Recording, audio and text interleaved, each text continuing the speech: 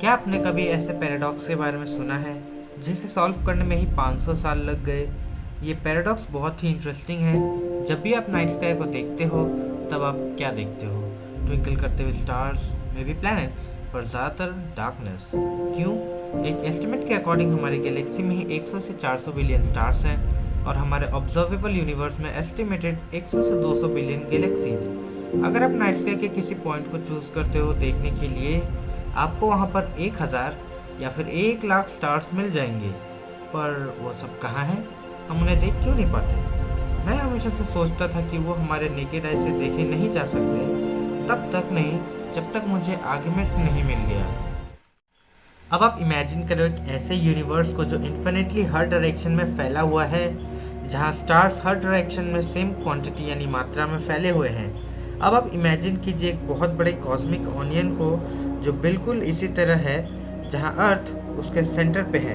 अब उन स्टार्स को ऑब्जर्व करो जो पहले लेयर में है, वो अर्थ से बहुत पास में है, तो फिर हमें उन्हें देखने में कोई प्रॉब्लम नहीं होने वाली। पर फिर वो सब इतने ज़्यादा भी तो नहीं है, तो फिर उनका ब्राइटनेस उतना ज़्यादा भी नहीं होगा। चलो अगले लेयर की तरफ हम प्रोसीड करते हैं। ये वाले स्टार्स थोड़ी दूर हैं पहले वाले के कंपैरिजन में, तो फिर उनसे आने वाली लाइट इतनी इंटेंस यानी ब्राइट नहीं होने वाली। पर इसकी लेयर में ज़्यादा स्टार्स हैं जो कि इसे बहुत ब्राइट बना रहे हैं। जब हम मैथ्स करते हैं तब हमें ये पता चलता है कि पास में जो स्टार्स हैं उन्हें अगर हम कंपेयर करें दूर वाले स्टार्स से, वो भी तब जब पास वाले स्टार्स कम हों और दूर वाले ज़्यादा, तब हमें पता चलता है कि उन दोनों स्टार्स की ब्राइटनेस की लेयर एक दूसरे को कैंसिल कर जाती है, जिससे वो दोनों लेयर्स की ब्राइटनेस सेम दिखाई देती है। इससे हमें ये पता चलता है कि हमें दूर वाले स्टार्स भी हमें पास दिखाई देंगे और पास वाले स्टार्स भी हमें दूर। क्यों? क्योंकि उनकी ब्राइटनेस सेम है। एनीवेज, अब हम आगे के लेयर को ऑब्जर्व करते हैं। हमें ये पता चलता है कि चाहे कोई भी लेयर कितना ही दूर क्यों ना हो, उनकी ब्राइटनेस फर्स्ट लेयर जितनी ही होती है।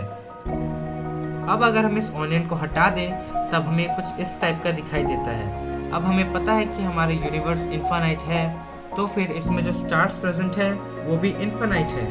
तब हमें ये भी पता चलता है कि इन स्टार्स की ब्राइटनेस पूरे स्पेस को अपने लाइट से भर देती है। पर हमें फिर भी ये नाइट स्काई इतना डार्क क्यों दिखाई देता है? ये है द डार्क स्काई पैराडॉक्स। इसका दूसरा नाम है ऑल्बर्ट्स पैराडॉक्स और इस पैराडॉक्स को सॉल्व करने में ही 500 साल लग गए। इस वीडियो में हम बात करने वाले हैं इस फैसिनेटिंग पैराडॉक्स के ऊपर। इस प्रॉब्लम ने पुराने टाइम के कुछ फेमस एस्ट्रोनॉमर्स का ध्यान अपनी तरफ खींचा, जिसमें से एक जोहानस केपलर भी थे। ये भी आखिर में उसी कंक्लूजन पर पहुंचे जिस पर हम पहुंचे थे कि हमारा नाइट स्काई पूरे इन स्टार्स की ब्राइटनेस से भर जाना चाहिए था। हमने ऑनियन वाले आर्ग्यूमेंट में अज्यूम किया था कि हमारा यूनिवर्स इन्फिनाइट है, जहां हर डायरेक्शन में same amount of stars present है। पर हमने कुछ ज़्यादा ही बड़ा एजम्पशन नहीं ले लिया। वैज्ञानिक केपलर ने सोचा कि शायद हमारा यूनिवर्स इन्फिनाइट नहीं बल्कि फाइनाइट है, क्योंकि हमारा नाइट स्काई डार्क है। पर उसका मतलब हुआ कि हमारा यूनिवर्स बड़ा नहीं बल्कि छोटा हुआ। हेनरिच विल्हेल्म ऑल्बर्ट, जिनके नाम पे पैराडॉक्स बना है, उन्होंने आर्ग्यू किया कि हमारा स्पेस इंटरस्टेलर डस्ट और गैस से भरा हुआ है, जो कि इन स्टार्स के लाइट को ब्लॉक कर रहा है। अब हम इसे कुछ इस तरीके से सोचते हैं, क्या होता अगर आप किसी चीज़ को बहुत बहुत ज़्यादा गर्म कर दे तो होगा क्या? अब वो ग्लो करेगा और हमें इसे परफॉर्म करने के लिए बहुत बहुत गर्म टेम्परेचर चाहिए। हमारे यूनिवर्स को फॉर्म किए कुछ करोड़ों साल हो चुके हैं, तब तो जब इन इंटरस्टेलर गैस पर स्टार्स की लाइट जब भी पड़ती होगी तब वो सब बहुत ज़्यादा ग्लो करेंगे, और ये इतना ज़्यादा ग्लो करेंगे कि इनकी ब्राइटनेस स्टार्स की ब्राइटनेस जितनी हो जाएगी। अब ऑल्बर्ट्स की थ्योरी तो हमारे को फेल होती हुई दिखाई दे रही है।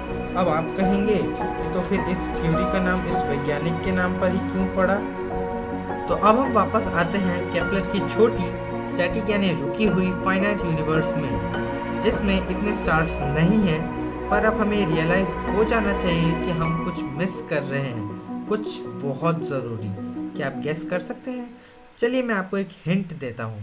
ये कुछ ऐसा है जो आपको हमारे अर्थ से दूर नहीं जाने देता, बल्कि वो आपको रोके रखता है। चलिए, अगर आपको ये आंसर मिल गया है तो बहुत अच्छे, और अगर आपको आंसर नहीं मिला है तो भी कोई बात नहीं। आप इस वीडियो को बस ध्यान से देखते रहना, और वो चीज़ ग्रेविटी है। चलिए ऐसा मान लीजिए कि कोलैप्स होने में अभी बहुत टाइम बाकी है। तब हम क्या देखेंगे कि हमारा यूनिवर्स श्रिंक कर रहा होगा, यानी सारे स्टार्स हमारी तरफ अप्रोच कर रहे होंगे। अब हमारे पास दो सिनेरियो है, एक जिसमें यूनिवर्स इन्फिनाइट और उसमें स्टार्स हम बहुत ज़्यादा ब्राइट देख सकते हैं, और दूसरा सिनेरियो जिसके अकॉर्डिंग हमारा यूनिवर्स फाइनाइट है, जिसमें स्टार्स डिम यानी धुंधले हैं, और साथ ही साथ हम इस यूनिवर्स में कुछ ही टाइम में कोलैप्स भी हो जाएंगे। और अगर हम फिर भी एक स्टैटिक यानी फाइनाइट यूनिवर्स में रह रहे हैं जिसमें अभी तक हम कोलैप्स नहीं हुए, तो हमारी ग्रेविटी की थ्योरी में कुछ फॉल्ट होगा। तो अब हमारे यूनिवर्स में इन दोनों थ्योरी में से कौन सा थ्योरी ऑक्यूपाई करना है, इस सवाल का जवाब जानने के लिए हमें ज़रूरत पड़ेगी एक टेलीस्कोप की। ये वो समय है जब टेलीस्कोप्स इतने पावरफुल नहीं हुआ करते थे, और हमें इन छोटे छोटे डस्ट के क्लाउड्स को नेबुला समझते थे, जो कि हमारे गैलेक्सी की पार्ट हैं। ये सिलसिला तब तक चलता रहा जब तक महान वैज्ञानिक हबल अपने और भी पावरफुल टेलीस्कोप के साथ नहीं आए। उन्होंने देखा कि ये गैस के क्लाउड्स कोई नेबुला नहीं, बल्कि वो तो अपने में ही एक इंडिविजुअल गैलेक्सी है, हमारे मिल्की वे गैलेक्सी से बाहर। अगर इनमें से कुछ गैलेक्सीज हमारी तरफ आ रहे होंगे तो इसका मतलब कि हमारा यूनिवर्स कोलैप्स कर रहा है, जिससे हमें सोच सकते हैं कि हम एक छोटे फाइनाइट यूनिवर्स में रहते हैं, बिल्कुल जैसे केपलर ने सोचा था। पर हबल को उनके ऑब्जर्वेशन में कुछ और ही देखने को मिला। उन्होंने देखा कि गैलेक्सीज हमसे दूर जा रही हैं, इवन कि हमसे दूर वाली गैलेक्सीज और भी ज़्यादा स्पीड से दूर जा रही हैं, जिससे हमें ये तो पता चल ही जा रहा है कि हमारा यूनिवर्स स्टैटिक यानी रुका हुआ तो बिल्कुल नहीं है, वो एक्सपेंड कर रहा है। अभी ऑब्जर्वेशन हमें सरप्राइज से भर तो देता ही है कि हमारा यूनिवर्स एक्सपेंड कर रहा है, जिसका मतलब हमारा यूनिवर्स एक टाइम पे किसी सेंट्रल डेंस पॉइंट के अंदर बंद होगा। सारे गैलेक्सीज, स्टार्स, नेब्यूला सब कुछ उसी के अंदर बंद होंगे। अगर हम टाइम में और भी पीछे जाएं तो वहाँ हमें सारे मैटर स्क्वीज हुए दिखाई देंगे, और इतने सारे मैटर कैसे मोशन में आए होंगे, और इससे आज हम बिग बैंग के नाम से जानते हैं, जो कि आज से 14 बिलियन ईयर्स पहले हुआ था। अच्छा चलो, अब ये सब तो ठीक है, पर हमारा क्वेश्चन था कि नाइट स्काई इतना डार्क क्यों है। वेल, इसके पीछे दो इम्पोर्टेंट कॉन्सिक्वेंसेस हैं हमारे यूनिवर्स के एक्सपेंशन के टाइम से ही। पहला, इस पानी से भरे वाटर टब को देखिए, जिसमें हम जितने बार पानी डालेंगे उतने ही देर तक ये वेव्स फॉर्म करेंगे। इस वीडियो में पानी को drop by drop regular time interval के साथ डाला जा रहा है, और ऐसा करने से एक वेवलेंथ दूसरे वेवलेंथ के बराबर बना रहता है। अब ये तो हमें पता है, इसमें कुछ इंटरेस्टिंग नहीं है। वेल रुकिए, चीज़ें तो तब इंटरेस्टिंग बन जाती हैं जब ये हाथ मोशन में आ जाता है, तब आपको कुछ ऐसे पैटर्न्स देखने को मिलेंगे।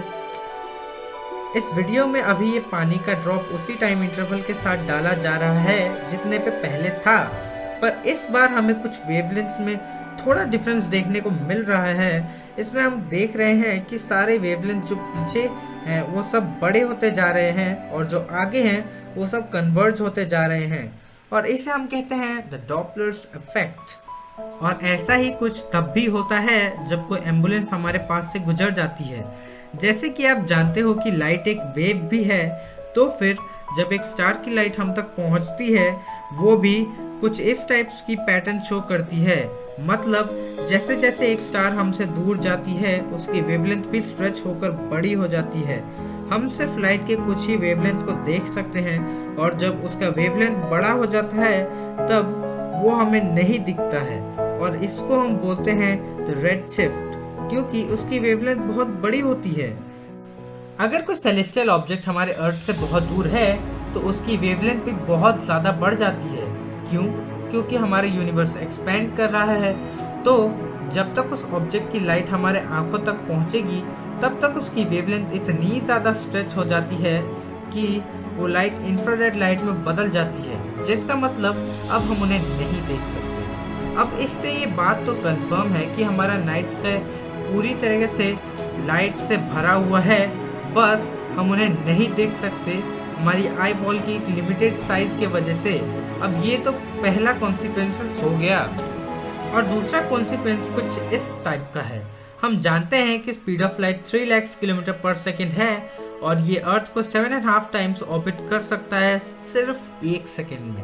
ये कॉस्मिक स्पीड लिमिट है जिसके आगे कोई स्पीड नहीं जा सकती, पर ये स्पीड भी कम पड़ जाती है जब हम यूनिवर्स के स्केल पे बात करते हैं। एंड्रोमेडा गैलेक्सी ही सबसे दूर स्थित ऐसी ऑब्जेक्ट है जिसे हम अपनी नेकेड आइज यानी खुली आंखों से देख सकते हैं, जो कि हमसे 25 लाख लाइट ईयर्स की दूरी पर है। जिसका मतलब ये हुआ कि लाइट को एंड्रोमेडा से हम तक ही आने में 25 लाख सालों का टाइम लग जाता है।